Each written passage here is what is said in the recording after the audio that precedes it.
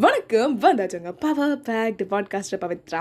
இன்றைக்கி நம்ம வானந்த் வாழம் சேனலில் சீசன் 3ல் எபிசோட் 22ல் என்ன பார்க்க போகிறோம்? மிரர் சேலஞ்சோட டே 20 தாங்க பார்க்க போகிறோம். ஸோ இன்றைக்கி நம்ம வானந்த் வாழம் சேனலில் மிரர் எக்ஸசைஸில் என்ன பண்ண போகிறோம் அப்படி பார்த்தீங்கன்னா, நம்ம ஒரு சந்தோஷத்தை பெற்றோம் இல்லைங்களா, மிரர் பார்த்து ஐ லவ் யூப்பா அப்படிங்கிற மாதிரி, ஐ லவ் யூ சோன்ஸோ அப்படிங்கிற மாதிரி நம்ம சொல்லிட்டு இல்லைங்களா, அந்த சந்தோஷத்தை நம்மளோட குழந்தைங்களுக்கு சொல்லிக் கொடுக்க போகிறோம்.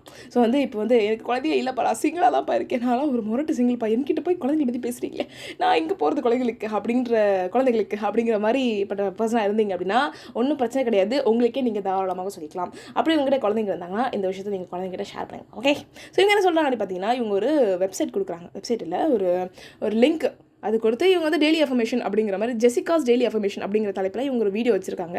ஸோ அதே மாதிரி உங்கள் குழந்தைங்களுக்கு சொல்ல வைங்க அப்படிங்கிற மாதிரி சொல்கிறாங்க. ஸோ அந்த லிங்க்கையும் நான் கீழே டிஸ்கிரிப்ஷனில் கொடுக்குறேன், சரிங்களா?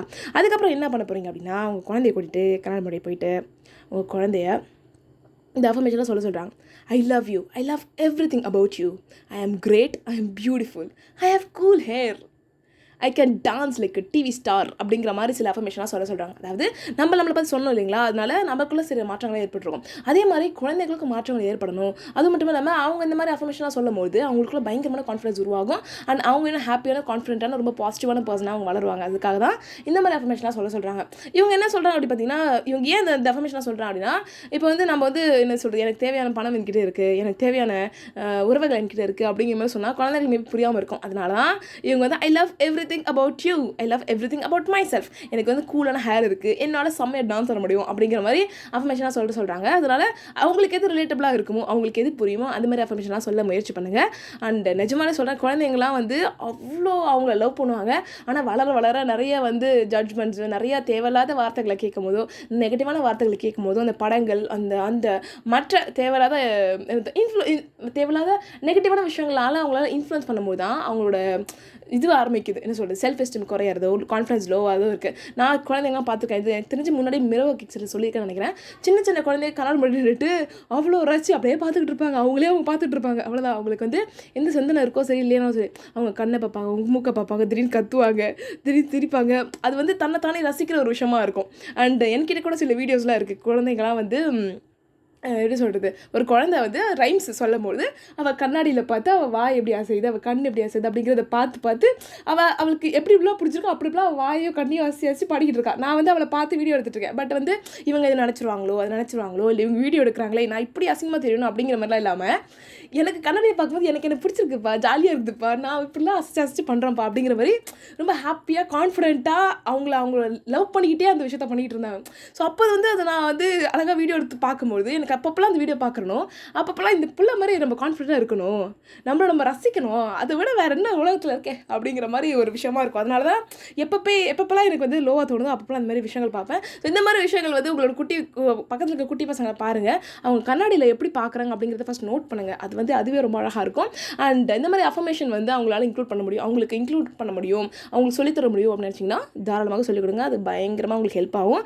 பயங்கரமான கான்ஃபிடென்ட்டான, ஹாப்பியான, ஒரு பாசிட்டிவான பர்சனாக மாறுறதுக்கு ரொம்ப ரொம்ப உதவிகரமாக இருக்கும், சரிங்களா? இவங்க என்ன சொல்கிறாங்கன்னு பார்த்தீங்கன்னா, இதுக்கெல்லாம் ஒரு டைம் ஒதுக்குங்க, ஒரு ஷெட்யூல் பண்ணுங்க. அது ஒரு ஃபியூ மினிட்ஸாக இருந்தாலும் சரி, அதை ஷெட்யூல் பண்ணுங்கள். காலையில் ஸ்கூல் கிளம்புறதுக்கு முன்னாடி, தலை வரும்போதோ இல்லைனா பவுடர் அடிக்கும்போதோ, அது மாதிரி ஏதோ ஒரு ஃபியூ மினிட்ஸை ஒதுக்கி அந்த குழந்தைங்களுக்கு பண்ணுங்கள். அது ரொம்ப பெனிஃபிஷியலாக இருக்கும் அப்படிங்கிற மாதிரி சொல்கிறாங்க. ஓகேங்களா? ஸோ அதனால் உங்களுக்கு சுற்றி ஏதாவது குழந்தைகள் இருந்தாலும், இல்லை உங்களோட குழந்தைகள் இருந்தாலும், இல்லை உங்களுக்கு தெரிஞ்ச குழந்தைகள் இருந்தாலும், அக்கா மகள், அண்ணன் மகள், அண்ணன் பையன், அந்த மாதிரி அக்கா பையன், அது மாதிரி எந்த வகையான உறவுகள் இருந்தாலும் சரி, அந்த மாதிரி அந்த குழந்தைங்களை கூப்பிட்டு வச்சு அவங்க கல்யாண முறை இந்த விஷயம்லாம் சொல்லாதீங்க. ரொம்ப ஃபோர்ஸ் பண்ணாதீங்க. இது ரொம்ப எவ்வளோ அன்பாக சொல்ல முடியுமோ அந்த மாதிரி அன்பாக ஜாலியாக சொல்லுங்கள். அண்ட் இன்னொரு விஷயம் என்ன அப்படி பார்த்தீங்கன்னா, நம்மளை பார்த்தா குழந்தைங்க நிறைய விஷயங்கள் கற்றுப்பாங்க. நம்ம என்ன சொல்கிறது, அடல்ட்ஸை பார்த்தா நிறைய விஷயங்கள் நம்ம இமிட்டேட் பண்ணுவாங்க, நிறைய விஷயங்கள் கற்றுப்பாங்க. ஸோ அதனால் அவங்க பண்ணணும் அப்படின்னு நினச்சிங்கன்னா முதல்ல நீங்கள் அதை பண்ணணும். நீங்கள் பண்ணுறதை பார்த்து அவங்க ஆட்டோமேட்டிக்காக அவங்களாம் சொல்ல ஆரம்பிப்பாங்க. அதனால் நீங்களும் அதை பண்ணுங்கள். அண்ட் உங்கள் குழந்தைங்களுக்கும் சொல்லிக் கொடுங்க. ஓகேங்களா? யுவர் ஹார்ட் தாட்டில் ஒரு அஃபர்மேஷனோட ஸ்டார்ட் பண்ணியிருக்காங்க. அதாவது என்னென்னா, I communicate openly with my children அப்படிங்கிற மாதிரி. இது ரொம்ப ரொம்ப முக்கியமான விஷயம். எதனால் நான் சொல்கிறேன் அப்படி பார்த்தீங்கன்னா, குழந்தைங்களுக்கு நிறைய விஷயங்கள் நடக்கிறதோ இல்லை தேவையில்லாத நிறைய வகையான அப்யூசஸ் நடக்கிறதுக்கான மெயினான ரீசன் என்ன அப்படி பார்த்தீங்கன்னா, அவங்களுக்கு அறியாமையால் தான் நடக்குது. அந்த குழந்தைகளுக்கும் சரி, ஆண் குழந்தைகளுக்கும் சரி, அது அவங்களுக்கு தெரியாததுனால, ஐயோ இது எப்படி சொல்கிறது, இது அப்யூஸு, இந்த மாதிரி ஒரு நபர் என்கிட்ட பிஹேவ் பண்ணக்கூடாது அப்படின்னு அந்த குழந்தைங்க தெரியாததுனால அதில் போயிட்டு அதை கோ த்ரூ பண்ணி அவ்வளோ பெயின் அனுபவிக்கிறாங்க. மென்டல் பெயினும் சரி, ஃபிசிக்கல் பெயின் பையனும் சரி. ஸோ அதனால் நீங்கள் வந்து நிறைய விஷயம் ஓப்பனாக சொல்கிறது மூலிமா, நிறைய செக்ஸ் எஜுகேஷன் சொல்கிறது மூலிமா, இது தவறு, இது சரி, இப்படி ஒருத்தர் உங்ககிட்ட பிஹேவ் பண்ணாலும் என்கிட்ட வந்து தாராளமாக சொல்லலாம். இந்த விஷயங்கள்லாம் வந்து இப்படிலாம் ஒரு நபர் வந்து உங்களை டச் பண்ணக்கூடாது. இந்த வகையான நபர்கள், அதாவது டாக்டர்ஸு இல்லைனா பேரண்ட்ஸ் வந்து உன்னை வந்து இந்த மாதிரி டச் பண்ணலாம், மற்றபடி வேறு யாரையும் நீ அலோவ் பண்ணக்கூடாது அப்படிங்கிறத நீங்கள் ஓப்பனாக கம்யூனிகேட் பண்ணுறது மூலிமா குழந்தைங்க ரொம்ப ஹாப்பியாக சேஃபாக வளர முடியும். அதே மாதிரி உனக்கு எதனா பிரச்சனைகள் இருந்துச்சு, இல்லைன்னா நீ எதனா டிஸ்டர்பன்ஸாக ஃபீல் பண்ணுற, இல்லை உனக்கு எதனா வந்து ஒரு மாதிரி லோவாக ஃபீல் ஆகுது, டிமோட்டிவேட்டாக ஃபீல் ஆகுது, இல்லை வந்து உன்கிட்ட சில நபர்கள் வந்து ரொம்ப தவறாக பேசுகிறாங்க அப்படின்னு நீ எது நினச்சாலும் சரி, அது நீங்கிட்ட தாராளமாக ஷேர் பண்ணலாம் அப்படின்னு நீங்கள் சொல்கிறதே அவங்களுக்கு பயங்கரமான ஒரு சேஃபான ஃபீலிங் இருக்கும். ஸோ அதனால் இந்த கம்யூனிகேஷன், ஓப்பன் கம்யூனிகேஷன் அப்படிங்கிறது ரொம்ப ரொம்ப முக்கியமான விஷயம். அதனால தான் இந்த மெயினான அஃபர்மேஷன் சொல்கிறாங்க, communicate openly with my children அப்படிங்கிற மாதிரி. ஸோ அதனால் குழந்தைங்கக்கிட்ட கொஞ்சம் ஓப்பனாக பேசுங்க. உங்களுக்கு என்னென்ன விஷயங்கள்லாம் சொல்லணும் தோணுதோ சொல்லுங்கள். அண்ட் அந்த குழந்தைங்க என்ன சொல்ல வராங்க அப்படிங்கிறதையும் காது கொடுத்து கேளுங்க. அண்ட் அந்த விஷயங்களே நிறைய பிரச்சனைகளுக்கு ஒரு என்ன சொல்கிறது, ப்ரிவென்டிவ் விஷயமா இருக்கும். ஸோ அதனால் நிறைய விஷயங்கள் வந்து நிறைய டைம்ஸ் இந்த விஷயங்கள் சொல்லிவிட்டேன். எத்தனை தடவை கவுண்ட் பண்ணிங்களா?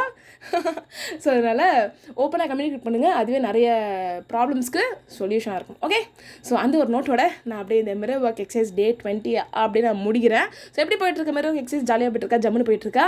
சில பேர்லாம் வந்து ரொம்ப கன்சிஸ்டண்ட்டாக கேட்குறத நான் வந்து நோட்டீஸ் பண்ணேன். I don't know who are that lovely people.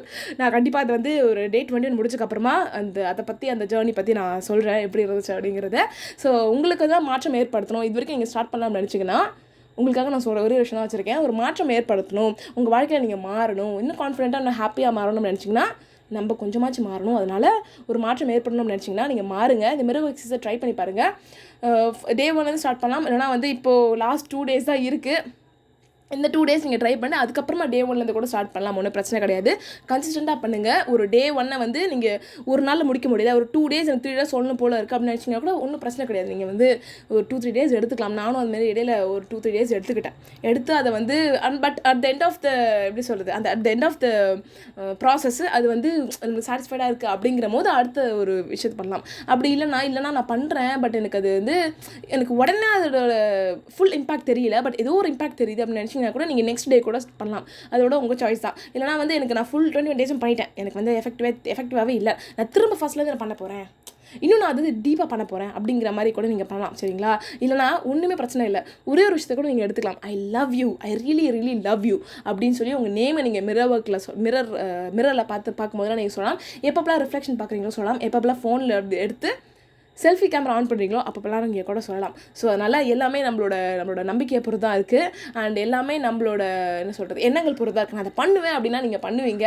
அது எப்படி வளமாக உங்களுக்கு வந்து ஞாபகப்படுத்தும், இந்த பிரபஞ்சம் ஞாபகப்படுத்தும். அண்ட் உங்களோட உள்ளுணர்வு, இன்ட்யூஷன், அந்த மாதிரி எது வேணால் சொல்லலாம், உங்கள் மைண்டு எது வேணால் சொல்லலாம், அதுவும் உங்களை ஞாபகப்படுத்தும். ஸோ அதனால் நீங்கள் பண்ணணும் அப்படின்னு நினச்சிங்கன்னா ஃபஸ்ட்டு ஃபிக்ஸ் பண்ணுங்கள். நான் அதை பண்ண போகிறேன் அப்படிங்கிறத ஃபிக்ஸ் பண்ணிவிட்டு அதுக்கப்புறமா அந்த ஒரு செயலை தொடங்க. எந்த ஒரு செயலாக இருந்தாலும் சரி, அது மிரர் ஒர்க் எக்ஸசைஸாலும் சரி, இல்லை உங்கள் லைஃப்பில் எந்த ஒரு டாஸ்க்காக இருந்தாலும் சரி, ஃபஸ்ட்டு உங்கள் மைண்டை ஃபிக்ஸ் பண்ணுங்கள். சரிங்களா?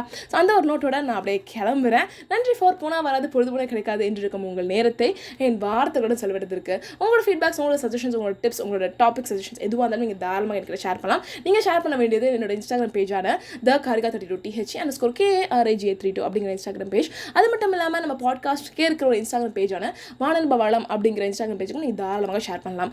ஸோ நான் வந்து இன்ஸ்டாகிராம் பேஜ் அக்கௌண்ட் வச்சிடலாம், இன்ஸ்டாகிராம் பேஜில் வச்சிடலாம், எனக்கு மெயில் மட்டும் தான் பண்ண தெரியும் அப்படின்னு நினைக்கிறவங்க கவலையப்படாதீங்க.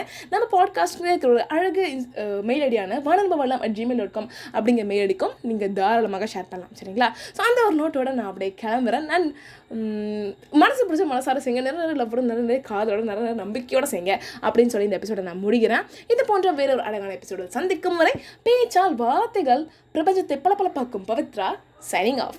Bye.